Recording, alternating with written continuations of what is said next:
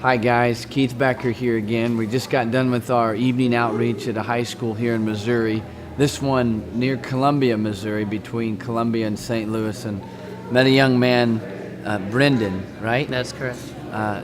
Really I guess a powerful story that just stuck out at me, and Brendan shared a little bit about some things in his life, but one thing that stuck out, Brendan, you mentioned that you were raised in a Christian home, but you just came to Christ. Tell us about that.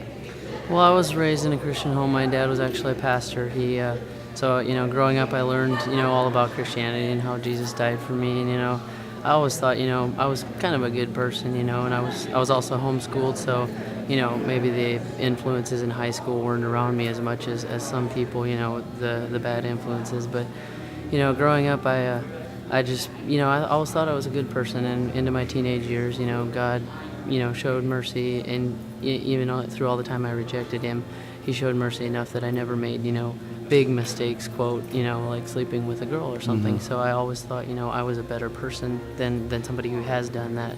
But in all that time, pornography was one thing that built up big in my life, and, I battled with it majorly. It became a big addiction in my life, And, in my own mind, I convinced myself that I was a better person than most people, because, a lot of kids, 18, 19 years old, go, sleep with their friends, with girls and stuff, And I never did that, so I always thought I was a better person, But all through that time, I tried to fill voids in my life. Like, I always had a void in my life that could only be filled with Christ, and I tried to fill it with other things, whether it was, shallow relationships with girls, or pornography, again, was the main thing, just dealt with so majorly in my life. So, Brendan, you mentioned earlier that you realized you were just as lost as somebody who was out having sex with a bunch of girls. You were addicted to pornography. Now, you said that May 28th, was it? That is correct. May Yes. 28th, this man came and trusted Jesus Christ. Tell me about that. And so now, how are you able to walk free from pornography? You talked about healing. What's that look like now? Well, it came to a spot in my life again. I had filled my life with shallow relationships with other girls. And again, another one of those relationships fell apart on me. What I was trying to fill a void in my life, and that night I just came to the end of myself. Jesus just finally brought me to the end of myself and said, "You need me to fill that void, nothing else." And that night, May 28, 2012, I committed my life to Christ for the first time.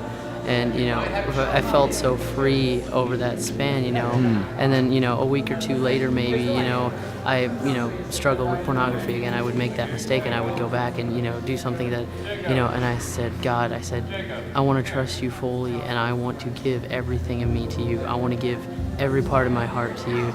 And, slowly, battle by battle, he brought me away from addiction to pornography. Wow. Praise God. So here's a young man that May 28th. You see, you don't forget when you truly are transformed by Christ. And bit by bit, Brendan, that's a key word, bit by bit, God gave him the victory. And I guess maybe if you're watching this video and you're struggling with pornography, you're a Christian, raised in a Christian home, come to Christ. You can have all the pieces together. You can have all the pastors. You can have all the counseling. Come to Christ. That will change your life. May 28th was the point where he came to Christ. And here's a young man that's free from pornography because May 28th he came to Christ.